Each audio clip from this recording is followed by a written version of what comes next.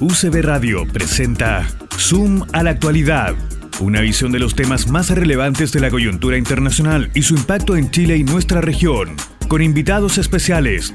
Conducen Juan Pablo Roldán y Juan Pablo Glasinovich. Buenas tardes, comenzamos la tercera edición del programa Zoom a la actualidad internacional, una mirada al mundo desde Valparaíso, a través de la señal de UCB Radio en el 103.5 FM en la región de Valparaíso y también en internet en la página web www.ucbradio.cl. Semana a semana analizaremos los principales acontecimientos ocurridos en el mundo, haciendo una bajada desde América Latina, Chile y Valparaíso. El programa es realizado de manera conjunta con el Centro de Estudios Avanzados y Extensión, CEA, la sede de la PUCB en Santiago, y el programa de Magíster en Relaciones Internacionales de la Universidad, posgrado que lleva 11 años formando especialistas en la materia desde Valparaíso al mundo. En esta tercera edición de Zoom a la actualidad internacional, se analizarán las relaciones de Chile con su entorno y lo que está pasando con nuestros vecinos. Hoy contamos con la participación de Dorotea López, economista, académica y directora del Instituto de Estudios Internacionales de la Universidad de Chile, doctora en Ciencias Sociales de la misma universidad, y de Ignacio Walker, abogado y académico, doctor en Ciencias Políticas de la Universidad de Princeton. Ha sido senador, diputado y ministro de Relaciones Exteriores. Actualmente es investigador senior en CIEPLAN y en la PUCB ha liderado el taller en descentralización y regionalización.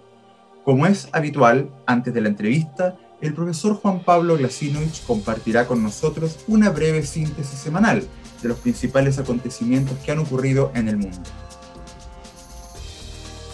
Buenas tardes a todos nuestros auditores y auditoras. Bienvenidos a esta nueva versión del programa. Un gusto compartir con ustedes. Y vamos a la síntesis semanal de las actividades internacionales. ¿Qué podríamos destacar? Bueno, América Latina, el caso de Paraguay, siguen las protestas y desórdenes pidiendo la salida del presidente Mario Abdo por lo que se considera su mal manejo de la pandemia. El miércoles pasado intentaron hacerle un juicio político en la Cámara de Diputados, lo que fue rechazado por pocos votos, pero sigue la efervescencia, siguen las manifestaciones en la calle y no hay en corto plazo una solución a la dramática situación sanitaria de falta de vacunas, falta de insumos en la atención pública. Y Abdo se suma a una lista de gobernantes que están en la cuerda floja, producto de esta incertidumbre, de este descontento acentuado por la pandemia. Otro asunto relacionado con América Latina es la migración hacia Estados Unidos. Como sabemos, el presidente Biden cambió el esquema desde una cerrazón que tenía el presidente Trump inmediatamente a abrir las normas, permitir que las familias se reúnan y tener un régimen más abierto para recibir a migrantes. Bueno, esto ha derivado en un masivo movimiento de personas, que hay que decir que también esto está abusado por las peores condiciones, especialmente en América Central, en atención a la pandemia, a los problemas económicos y a los problemas de seguridad. Esto se está convirtiendo en un problema político interno en Estados Unidos. Los republicanos están hablando de una invasión descontrolada de migrantes latinoamericanos, y Biden alega y su administración alegan de que producto de las disposiciones anteriores se desarticuló todo el sistema de migración y hay que volver a armarlo, y por eso hay un procedimiento todavía lento, pero que ya se va a solucionar. Pero sin duda este tema va a repercutir en las elecciones legislativas de mitad de periodo, donde los republicanos tratarán de asirse de este tema para restarle voto a los demócratas y recuperar eventualmente la mayoría en una o ambas cámaras. Dentro de las medidas que está tomando Biden para frenar el éxodo es que México cierre su frontera sur. Bueno, habría un acuerdo que a cambio de vacunas México restringiría el ingreso de personas desde América Central y también devolvería a migrantes. Se dice que no sería una donación de vacunas, sino que se está hablando también sería una suerte de cesión, que México tendría que devolverlas, pero claramente Estados Unidos apuesta a que México lo ayude en esta labor de contención. En el resto del mundo, Estados Unidos, el presidente Biden sigue moviendo su ficha en materia internacional de manera de recuperar el sitial que le corresponde y que en su visión habría quedado disminuido con la administración anterior.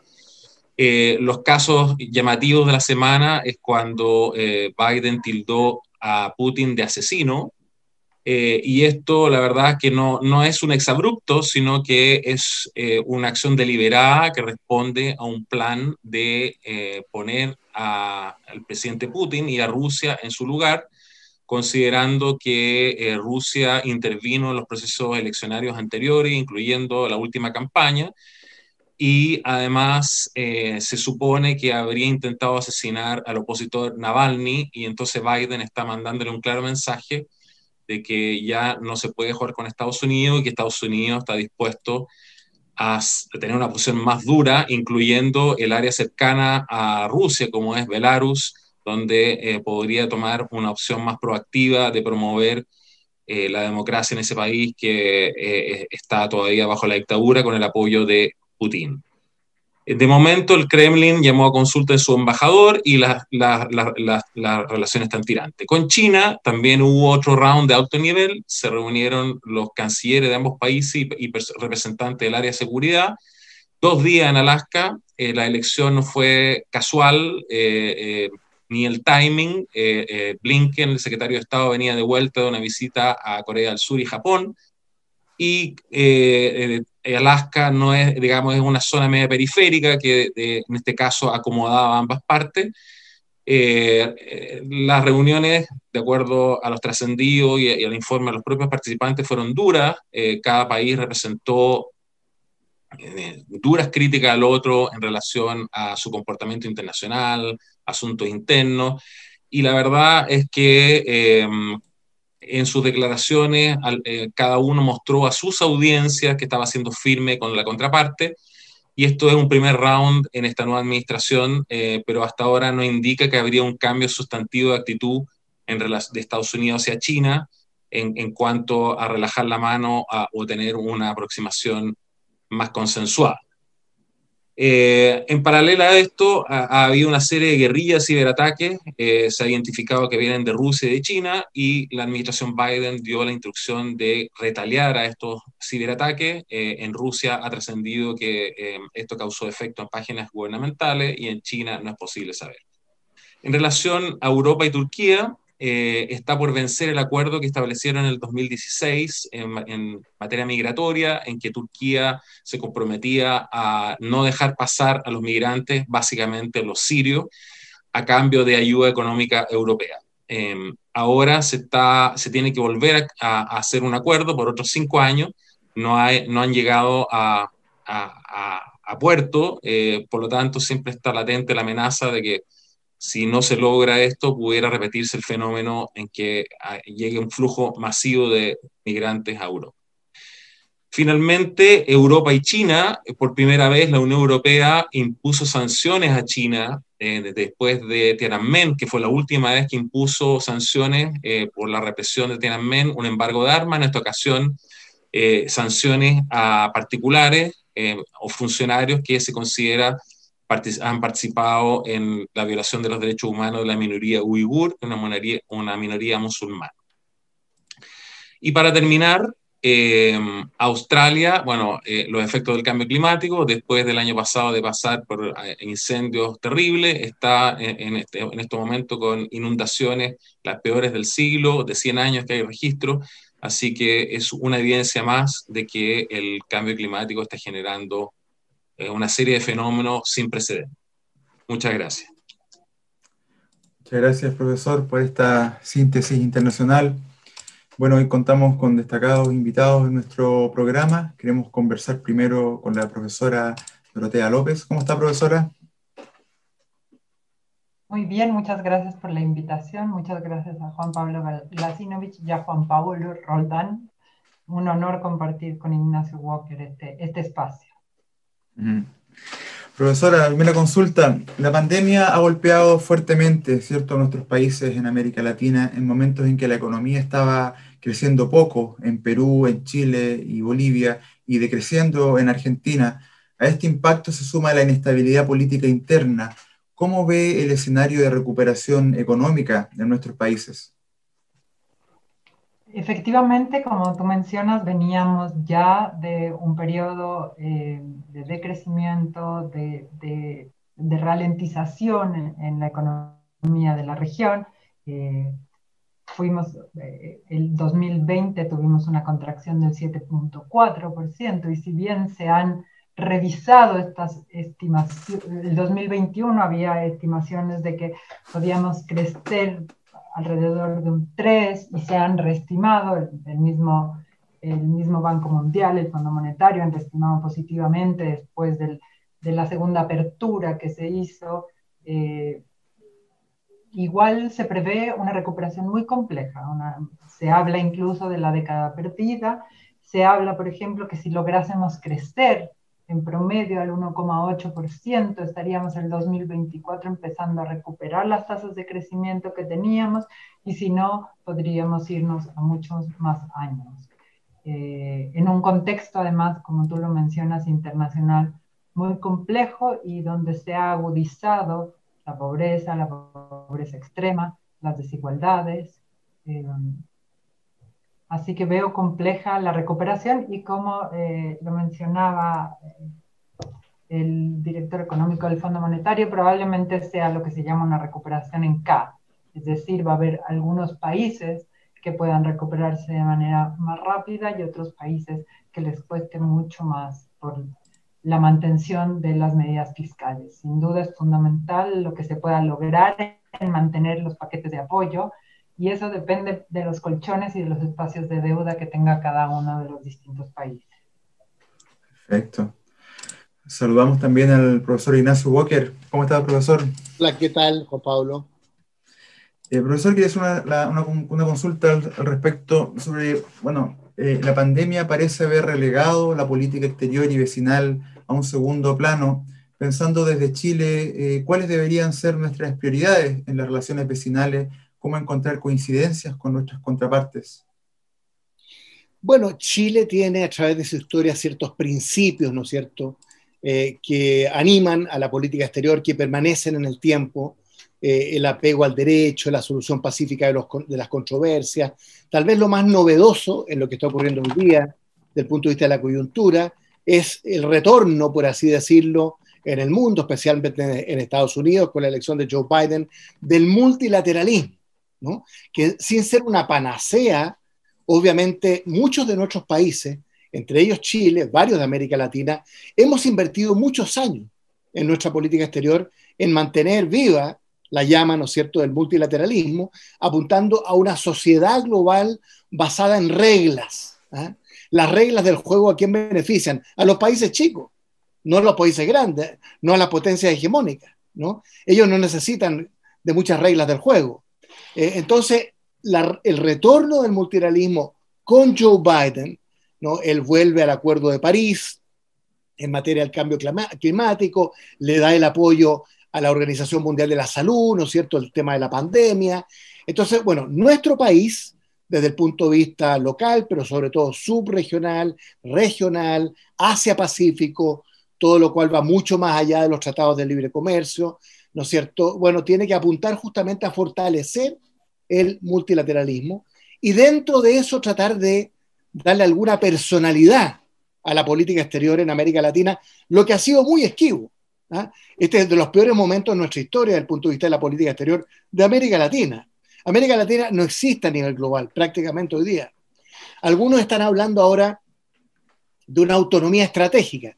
Este concepto lo acuñaron los europeos. Europa tiene una política de autonomía estratégica, ¿no?, frente a la confrontación entre Estados Unidos y China. Algunos están empezando a hablar de que América Latina debería tener algo similar. A mí siempre me ha interesado el diálogo América Latina-Europa. Nosotros no vamos a tomar partido en la pugna, en la confrontación entre Estados Unidos y China, pero no podemos ser neutrales, ¿no?, porque hay temas en juego que son realmente muy, muy importantes. Bueno, dentro de eso hay noticias buenas. O sea, el precio del cobre está en $4 la libra, ¿no es cierto? Y eso para Chile, por supuesto que es importante. Acuérdense que se habían terminado el periodo de vacas gordas, ¿no es cierto?, del boom en materia de política internacional, por los precios de las materias primas, entre el 2003 y el 2013 aproximadamente. Chile lleva 5 años sin crecer. El ingreso per cápita es 0. ¿Ah? Entonces, por supuesto, este precio del cobre, este concepto de multilateralismo, el Asia-Pacífico, que siempre es un tema muy importante para nosotros, y la realidad vecinal, ya podemos hablar de eso, ¿no? Que es muy compleja. Ustedes ven que Perú tiene 4 presidentes en 4 años, ¿no? Después de PPK vino Martín Vizcarra, ¿no es cierto? Después vino temporalmente Manuel Merino, ahora está Francisco Sagasti. Hay elecciones el 11 de abril, 18 candidatos presidenciales en el Perú. Hay elecciones también en Ecuador, la segunda vuelta, el 11 de abril. Y nosotros tenemos nuestras elecciones. Entonces, en el lado positivo, yo siempre coloco las elecciones en el lado positivo, ¿no? Hay también una cierta mirada auspiciosa a pesar de todo. Bueno, es momento de hacer una breve pausa musical. Vamos a escuchar hoy día aquí en Suma la Actualidad Internacional a una gran compositora norteamericana, cantante y pianista, Carole King, que nos va a interpretar la canción I Feel the Earth Move del disco Tapestry, que está cumpliendo 50 años de su edición. Vamos a escuchar aquí a Carole King en Suma la Actualidad Internacional. Volvemos a Suma la Actualidad Internacional por UCB Radio. Hoy estamos con 2 destacados invitados, la profesora Dorotea López y el profesor Ignacio Walker. Juan Pablo, ¿tenía alguna consulta para la profesora López? Sí, Dorotea, yo quisiera preguntarte, tenemos un clima crecientemente hostil a los acuerdos de libre comercio, lo estamos viendo, digamos, con el CPTPP, y sumado a eso, una incertidumbre política que está haciendo que muchas inversiones estén en suspenso, una región que está complicada y que también, por lo tanto, se extiende, digamos, a un espectro mayor. Y en el caso de Chile tenemos por delante todo un proceso constitucional. ¿Cómo ves tú el impacto, si esto va a reconfigurar el escenario comercial de inversiones? ¿Quiénes podrían salir ganando y perdiendo en este nuevo esquema? Compleja tu pregunta, porque claramente el nuevo esquema tiene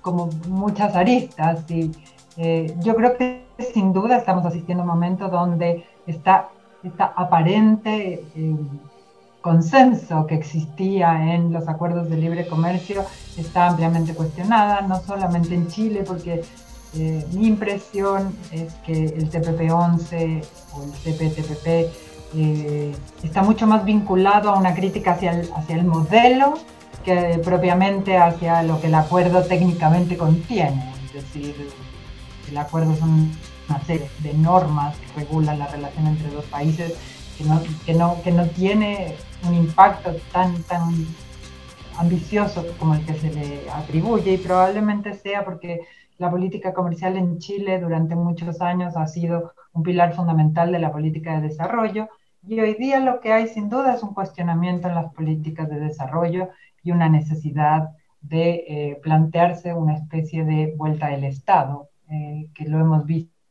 la pandemia nos dejó en eso, un cuestionamiento mucho más profundo al modelo de desarrollo, es decir, a cómo se armoniza todo esto.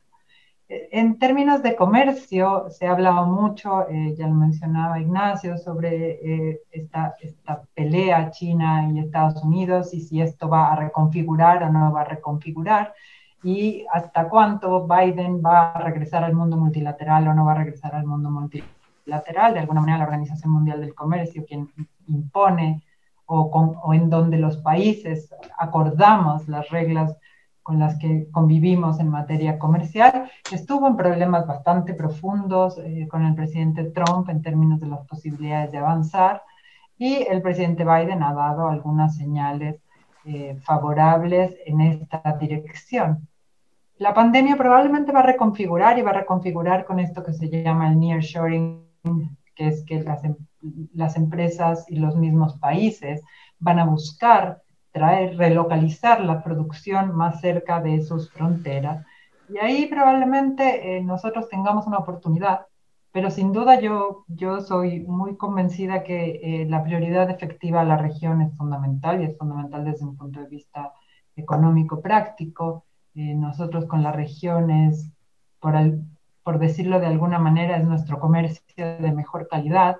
Eh, Tenemos que figurar en el mundo. Hoy día Sudamérica no pertenece a ninguna de las fábricas relevantes en el mundo, es decir, los encadenamientos globales y los encadenamientos regionales no están presentes en nuestra región. O sea, existe la fábrica América del Norte, probablemente a la luz del nuevo NAFTA, el TEMEC o el UNSCA, que es otra reconfiguración que nosotros deberíamos observar, donde claramente hay una cláusula donde Estados Unidos define, si usted quiere ser mi amigo, no puede ser amigo de China, y esa cláusula podría ser una cláusula que rondara los nuevos tratados de libre comercio. Tenemos la fábrica Europa y tenemos la fábrica Asia, y en ninguna de esas fábricas estamos insertados en cadenas, en los encadenamientos globales superiores. Yo creo que esta pandemia va a cambiar en muchas cosas, va a reconfigurar el comercio, como tú lo dices. Sin ir más lejos, hoy nos hemos dado cuenta de la prioridad que tiene o cómo ha cambiado el comercio digital, cómo logramos subirnos a la digitalización de muchas cosas que era imposible, ¿sí? Y por otro lado, yo creo que la sustentabilidad, Ignacio ya mencionaba que la Unión Europea está en una nueva política exterior donde la sostenibilidad es fundamental. Todos los nuevos temas medioambientales van a regir la agenda comercial y nuestro país está un poco lejos, así que tenemos que tener cuidado con la huella hídrica, la huella de carbono, todos aquellos efectos que vamos a tener sobre el comercio. No sé si eso más o menos responde a tu pregunta en términos de que yo creo que sí va a haber una reconfiguración y va a haber una reconfiguración en las reglas de comercio en el mundo. Sí, grandes desafíos se vienen para América Latina. Ignacio, ¿cómo evalúa la relación que tenemos con Argentina a la luz de la solicitud de plataforma continental que choca con el Tratado de Paz y Amistad y nuestros propios intereses antárticos? Bueno, Argentina tiene para Chile un interés estratégico, ¿eh? Si hay un país que uno pudiera mencionar en la lista de países con intereses estratégicos con Chile, el primero es Argentina, ¿eh? Porque tenemos una gran frontera, la cordillera, toda una historia, nunca hemos tenido una guerra, hemos tenido momentos difíciles, pero así ha sido. Yo creo que hemos tenido los mejores 30 años con Argentina del último siglo. Piense usted que el año 90, cuando recuperamos la democracia, teníamos 24 conflictos limítrofes pendientes, 24. Y el presidente Patricio Aylwin y Carlos Menem, que falleció hace poco, resolvieron 22 bilateralmente. Solo quedó Laguna del Desierto, que hubo un fallo arbitral, que no fue adverso, y Campos de Hielo, que más que un tema limítrofe es como de demarcación. Entonces, más todos los pasos fronterizos de la integración física, de infraestructura, ¿no es cierto?, además de energética, entre Argentina y Chile. Entonces, primero hay que mirar el vaso medio lleno, que es muy grande. Hemos tenido dificultades. Yo fui canciller con el presidente Lagos cuando estaba el presidente Kirchner, hubo ahí algunas coyunturas complicadas, y ahora tenemos, claro, una especie de piedra en el zapato, que es el tema, ¿no es cierto?, de la política respecto de la plataforma continental extendida, ¿no?, de Argentina, que ha dictado una ley al respecto, que a nuestro juicio entra en tensión con el Tratado de Paz y Amistad de 1984, que estableció un límite hasta el punto F, el famoso punto F, ¿no? Bueno, y Argentina ahí ha dibujado unilateralmente, ha extendido ese límite 23 kilómetros al sur. Está el tema de la Uñeta, que se llama, que es la prolongación de la plataforma continental extendida. Y nosotros hemos dicho, en sendas notas diplomáticas, que esa ley, que esa política de Argentina nos es inoponible. Inoponible, ¿no?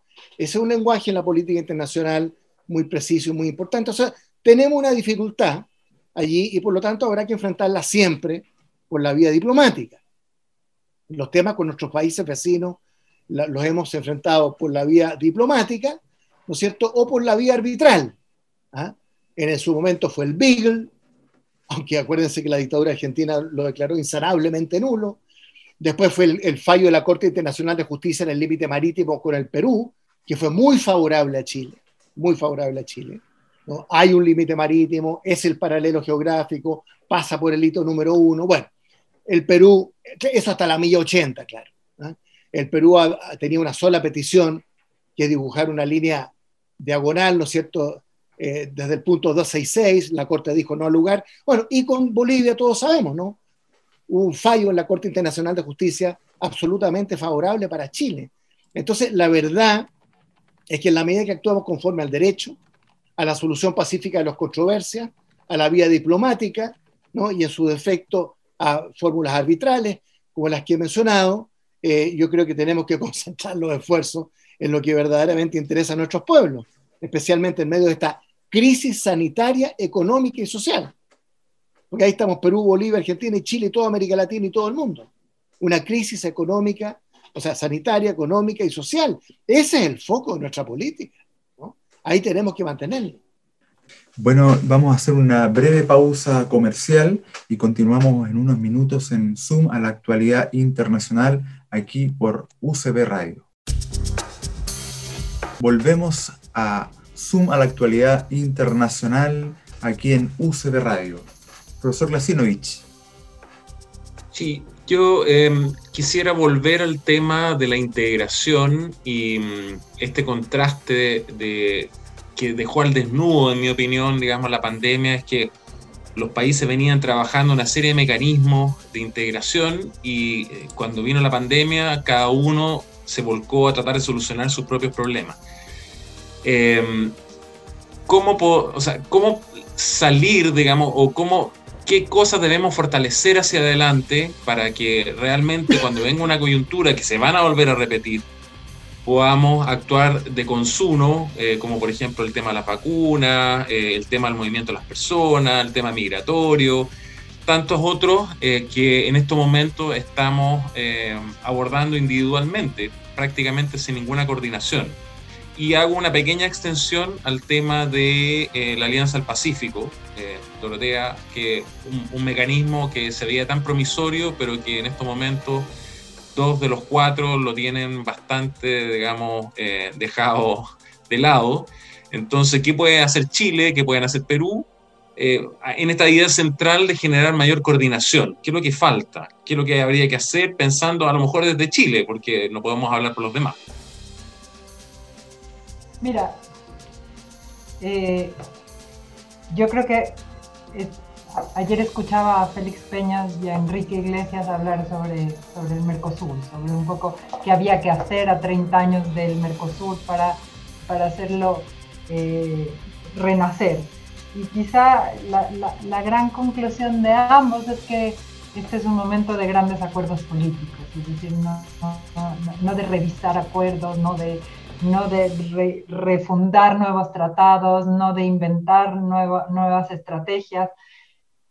Ahora, yo no sé si en este momento es posible que alguno de los países con sus propios problemas internos tome liderazgo en esta materia, y yo creo que ahí más bien vamos a tener que empezar por integraciones de facto, un poquito, a lo mejor, como lo decíamos, con mayor prioridad efectiva hacia la región, es decir, explotar espacios como lo son las capacidades agroalimentarias que tenemos conjuntamente de llegar a mercados más grandes, o el efecto en nuestras pymes.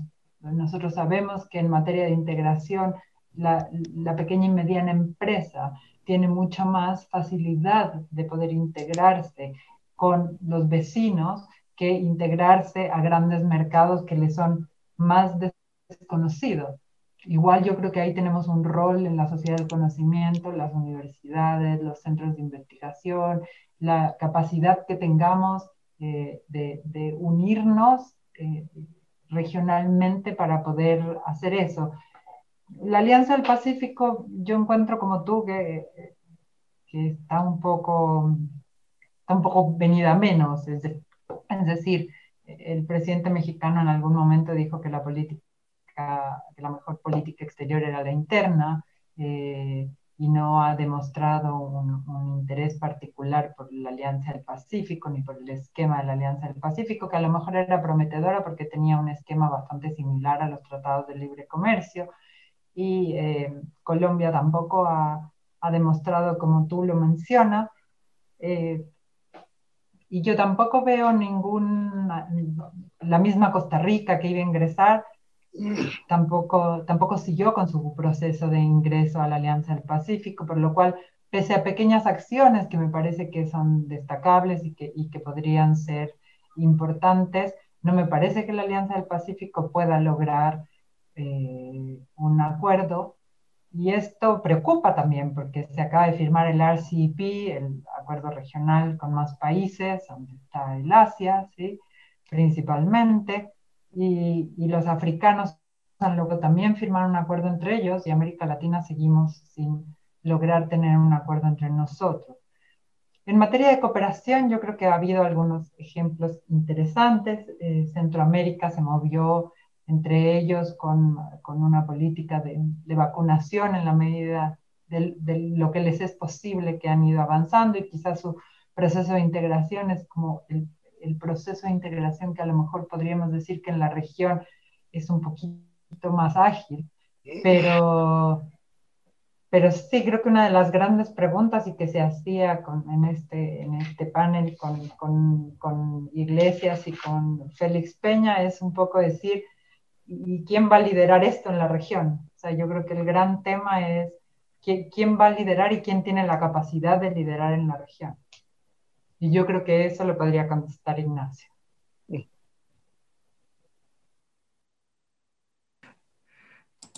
Ignacio. Estaba esperando tu pregunta, Juan Pablo. Sí, en algún momento se criticó mucho la política de las cuerdas separadas en relación al diferendo con Perú, pero ha terminado siendo la dinámica, al menos con Perú y Argentina.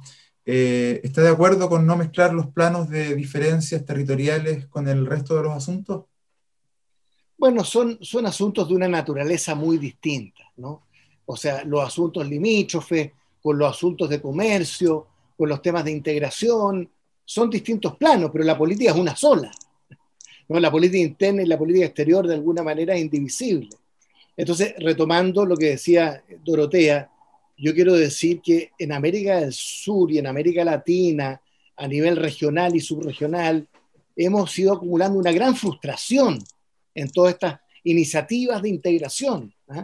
O sea, la sopa de letras, perdón la expresión que existe hoy día, respecto de las múltiples iniciativas, ¿no es cierto? La CELAC, que es la Comunidad de Estados de América Latina y el Caribe, UNASUR, prácticamente que en paz descanse, ¿no es cierto?, que tuvo que ver con el ALBA, cuyo antecedente era la Comunidad Sudamericana de Naciones, que fuimos con el presidente Lagos al Cusco el año 2005, después está Mercosur, que siempre ha tenido un gran potencial, pero muy conflictuado por la tensión entre Brasil y Argentina, bueno, la Comunidad Andina de Naciones, el SICA, ahí llevo como 7, 8, ¿no? O sea, hay una incapacidad, una dificultad para establecer un esquema de integración regional y subregional, no solo hacia el interior, sino que hacia afuera, ¿eh? La famosa pregunta que hacía Henry Kissinger hace como 40 años sobre Europa, ¿no? Cuando si quiero hablar por teléfono con Europa, dijo, ¿a quién llamo? ¿Ah? Bueno, hoy día Europa tiene un interlocutor. La Unión Europea, la Comisión Europea, hay un interlocutor, ¿no es cierto? Hay un encargado de asuntos exteriores. América Latina no tiene nada parecido, ¿no? Nada parecido. Entonces, yo siempre he sostenido que el mejor modelo no es el nuestro, esta macrocefalia política de grandes declaraciones y grandes iniciativas, ¿no es cierto? UNASUR es casi la caricatura de todo aquello, sino que hacerlo como lo hizo Europa en su momento. ¿Eh? Si Europa no partió con la Unión Europea, ni con Maastricht, ni con el euro, partió con el acero y el carbón en los años 50. ¿Eh?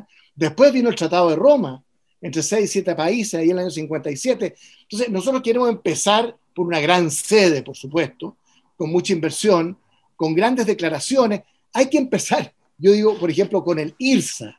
La gente no tiene idea de lo que es el IRSA. ¿Ah? Es el Tratado de Integración de Infraestructura de América del Sur, que tiene mucho potencial, porque ahí está ferrocarriles, la autopista, la integración, el transporte marítimo, los corredores bioceánicos, Yo me iría por ahí, ¿no? Y en la medida en que uno va construyendo de menos a más aspectos de integración que la gente pueda percibir, que le cambia su vida, ¿eh?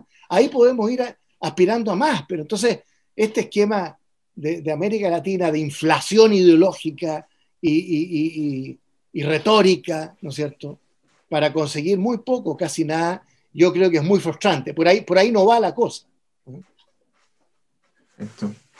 Trenes. Bueno. ¿Ah? Trenes. Yo siempre me he preguntado por qué no Trenes. tenemos trenes. Trenes. Y exportamos carga pesada. Cualquier país en el mundo que exporta carga pesada tiene trenes. Lógico. Y con las distancias que nosotros tenemos, no somos capaces de tener trenes. Si los europeos tienen una red ferroviaria envidiable. Así es, hay mucho que tenemos pendiente todavía en América Latina. Bueno, en estos complejos días que enfrenta nuestro país y el mundo, hoy vamos a escuchar a un cuarteto irlandés conformado por 4 hermanos. El cuarteto se llama The Corrs, quienes nos traerán esta bella canción titulada Breathless. Volvemos a Suma la actualidad internacional aquí en UCB Radio.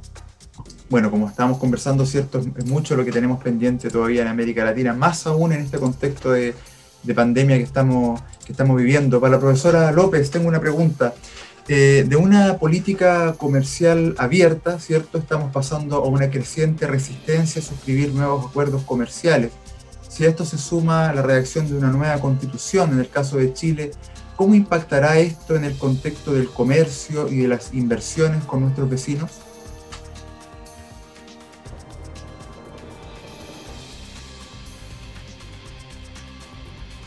Es cierto que hay una reticencia a firmar nuevos acuerdos, o probablemente no sé si a firmar nuevos acuerdos, porque también acabamos de firmar el acuerdo con Brasil y no hubo una reticencia al acuerdo con Brasil.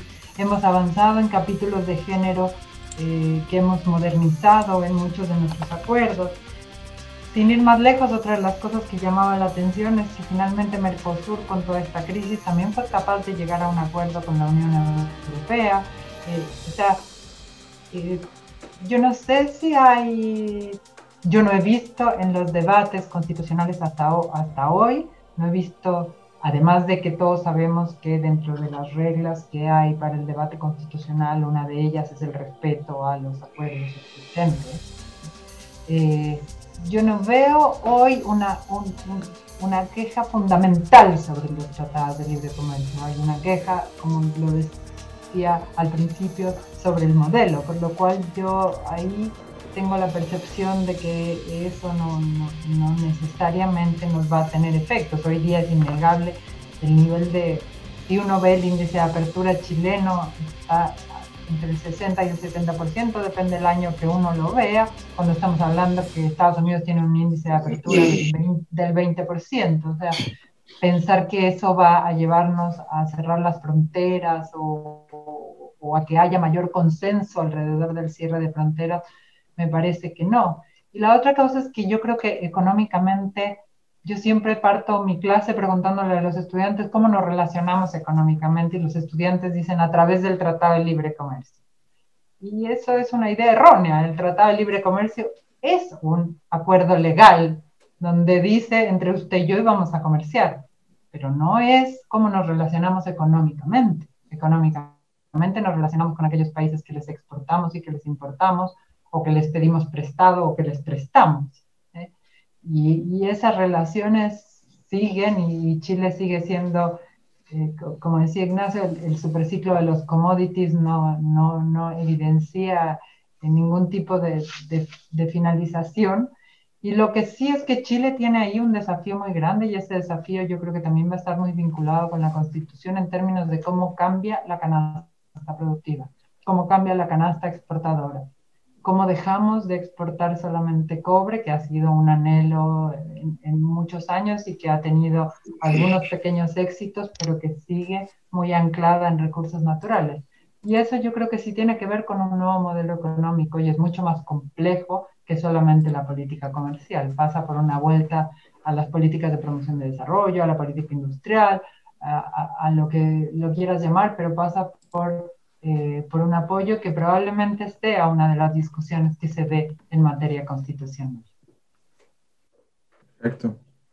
Para Ignacio, yendo a Bolivia, con el tema digamos, por el lado judicial, habría quedado cerrado el capítulo de algún reclamo boliviano. Sin embargo, sabemos que el tema del mar es un tema siempre presente en la agenda Bolivia, y Chile ha tenido una actitud más bien reactiva y no ha logrado, a pesar de algunos esfuerzos, no ha logrado romper esa línea y generar una relación que abra otras oportunidades a ambos países para acercar relaciones. ¿Usted cree que este último fallo cambia sustantivamente las cosas, y qué debiera hacer Chile, o si lo está haciendo o no lo está haciendo para cambiar este panorama? Bueno, Juan Pablo, el fallo fue definitivo y categórico, ¿no es cierto? Y por lo menos terminó de zanjar esa cuestión que estaba pendiente, que había levantado, ¿no es cierto?, Bolivia, en torno a una supuesta obligación de negociar una salida al Océano Pacífico, ¿no? Y la Corte dijo que no, que eso no tiene fundamento jurídico. Por lo tanto, ese tema está zanjado. Siempre estuvo zanjado para la política exterior chilena. Yo creo que el problema es otro. O sea, nosotros no tenemos relaciones diplomáticas con Bolivia desde 1961, desde el gobierno de Jorge Alessandri. ¿Por qué ellos cortaron relaciones, ¿no es cierto?, con Chile? Después, un leve periodo ahí, charaña, ¿no es cierto?, el 75, el 78, se restablecieron, se volvieron a cortar por parte de Bolivia, y hasta el día de hoy no hay relaciones diplomáticas. O sea, Estados Unidos y la Unión Soviética, en plena Guerra Fría, nunca dejaron de tener relaciones diplomáticas, que eran las antípodas de una guerra no declarada, una guerra fría. Bueno, con Bolivia, desgraciadamente, no tenemos relaciones diplomáticas, no por voluntad de Chile. Acuérdense el discurso del presidente Lagos, creo que fue en Guadalajara, ¿no es cierto?, aquí y ahora, que ofreció restablecer relaciones diplomáticas con Bolivia, ¿no? Entonces, digo esto porque nada sustituye la vía diplomática. Si los países tienen que conversar aunque tengan diferencias, ¿no? Entonces, con Bolivia habrá mayores posibilidades de integración, y nosotros siempre vamos a insistir en esas posibilidades de integración, ¿eh? Acuérdense que el año 99 se firmó un acuerdo de una agenda sin exclusiones, ¿no? Después vino los 13 puntos, ¿no es cierto?, la minuta de los 13 puntos, muy concretos, muy específicos, una serie de materias. Ahí en Arica, en Iquique, ¿no es cierto?, al sur del Perú, en Bolivia, hay una actividad permanente todos los días, ¿eh?, que es de mucha fluidez, a pesar ahora de los problemas de la pandemia. Entonces, Chile seguirá haciendo, cualquiera sea el signo político del gobierno, todo nuestro esfuerzo para poder restablecer relaciones diplomáticas con Bolivia, avanzar en temas de integración económicos, comerciales, políticos, culturales, ¿no? Porque aquí hay un no diálogo de todo, que tiene toda una historia, ¿no? Bueno, esto había sido zanjado por el Tratado de 1904, uno de cuyos puntos contempla el acceso hacia y desde el Océano Pacífico. Ahí están los puertos, están las aduanas, ¿no es cierto?, está el ferrocarril. Entonces, bueno, no nos cansaremos de decir que con Bolivia tenemos grandes posibilidades, pero Bolivia está en una guerrilla interna hoy día. Ustedes vieron la película, los videos ayer y anteayer, ¿no es cierto? Yanine Áñez, la presidenta ahora derrotada o depuesta, está imputada, ¿no es cierto?, en delitos, ¿no? Entonces, bueno, y el presidente Evo Morales también, hay que decirlo. Yo soy crítico del presidente Morales, pero tuvo éxitos importantes. Fue depuesto por un golpe militar. Si lo que hubo ahí fue un golpe de Estado. Yo lo dije en un tuit esa noche, así que no estoy diciéndolo ahora ex post, ¿ah? O sea, cuando el jefe militar, con todo el cuerpo militar, da una conferencia de prensa, ¿no?, y le pide al presidente de la República que renuncie, y el presidente y el vicepresidente renuncian, eso se llama golpe de Estado en cualquier parte del mundo. Pero bueno, seguiremos, Juan Pablo, insistiendo y abogando, ¿no es cierto?, por la mayor integración con nuestros tres vecinos, con Perú, con Bolivia, con Argentina. Y claro, la principal piedra en el zapato es con Bolivia, pero porque ellos insisten en no tener relaciones diplomáticas, que es lo básico. Perfecto. Profesora López, bueno, ya vamos terminando el programa, nos van quedando los últimos 5 minutos. La pandemia ha dejado al descubierto la fragilidad del entramado, ¿cierto?, de las relaciones entre los países, en las relaciones estatales entre los países vecinos, con un cierre de fronteras, medidas internas y acciones de política exterior, con escasa o nula coordinación con los gobiernos. Cada país ha enfrentado solo la contingencia, al menos en buena parte de este periodo. ¿Qué lecciones y enseñanzas podemos extraer hacia adelante para actuar más unidos?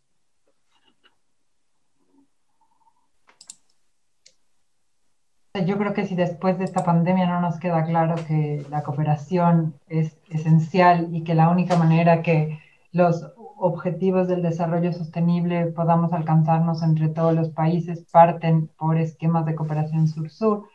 El último informe de la CEPAL hace un fuerte llamado a la cooperación triangular, a los distintos esquemas, a los esquemas tanto multidimensionales como inclusivos y sostenibles.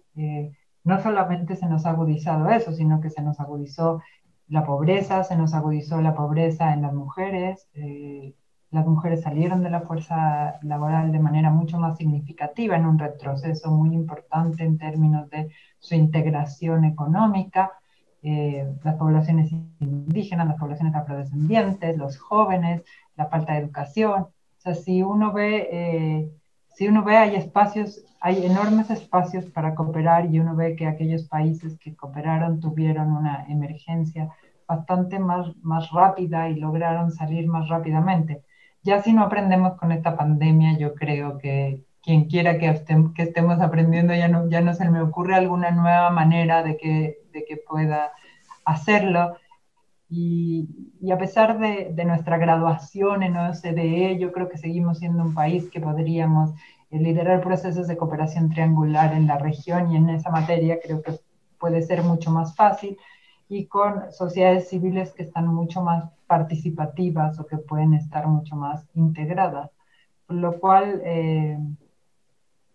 yo creo que a lo mejor es un acto de fe, pero yo creo que uno tiene que pensar que esta pandemia nos va a llevar a comprender mejores esquemas de cooperación en todos los aspectos, y que sin duda tienen que ser llevados por grandes acuerdos políticos y por voluntades políticas, como se mencionaba anteriormente. Perfecto. Ignacio, en esta misma línea, ¿qué aprendizaje podemos sacar para América Latina, lo que estamos viviendo con esta difícil pandemia?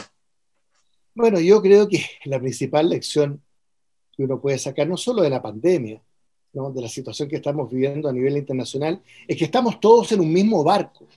O sea, esa no es una frase cliché, ¿no? No es una metáfora. Estamos más que nunca en nuestra historia literalmente en el mismo barco. Y por lo tanto el cambio climático, el calentamiento global de la Tierra, la situación de los ecosistemas, la biodiversidad, ese es el tema, la energía, los combustibles fósiles, ¿no es cierto?, las emisiones de carbono. Ese es el tema del mundo, de América Latina y de Chile, ¿no? Pero hacemos lo básico, ¿no es cierto?, por desviarnos de ese camino, ¿no?, por diversas razones que la verdad es que no tienen ninguna justificación y que cuesta explicar, ¿eh? Por ejemplo, lo que significó el Trump y el trumpismo en esta materia fue brutal, ¿no es cierto? Bueno, entonces yo diría, en medio de esta crisis sanitaria, económica y social, volvamos a entender que todos nuestros países a nivel global estamos, ¿no es cierto?, en el mismo barco. Y eso significa un conjunto de responsabilidades. Por supuesto que no hay que ser ingenuo. Hay temas geopolíticos, militares, comerciales, inversiones, tecnologías. Eso es parte de la política internacional, lo ha sido siempre. Pero hagamos mayores esfuerzos, ¿no es cierto?, para tratar de avanzar en esa agenda multilateral. Por eso yo decía hace poco que el multilateralismo, sin ser una panacea, es el único principio, ¿no?, que uno puede poner sobre la mesa, ¿eh?, para tratar de trabajar aquellos acuerdos que nos permitan sortear esta crisis histórica global, ¿eh?, del cambio climático. Yo diría, para mí por lo menos, esa es la principal lección. Suscribo todo lo que ha dicho Dorotea. Perfecto. Agradecemos a ambos invitados por su destacada participación en el programa Suma a la Actualidad Internacional, que se emite a través de UCB Radio. En la próxima sesión analizaremos cómo se vinculan las regiones y la política exterior de Chile a puertas de un gran proceso de descentralización con la elección de gobernadores. Los esperamos acá en Zoom a la Actualidad Internacional, cada miércoles a las 16 horas por la señal de UCB Radio. Esto fue Zoom a la Actualidad, una visión de lo más importante internacionalmente con su impacto en nuestra región. Conducen Juan Pablo Roldán y Juan Pablo Glasinovich.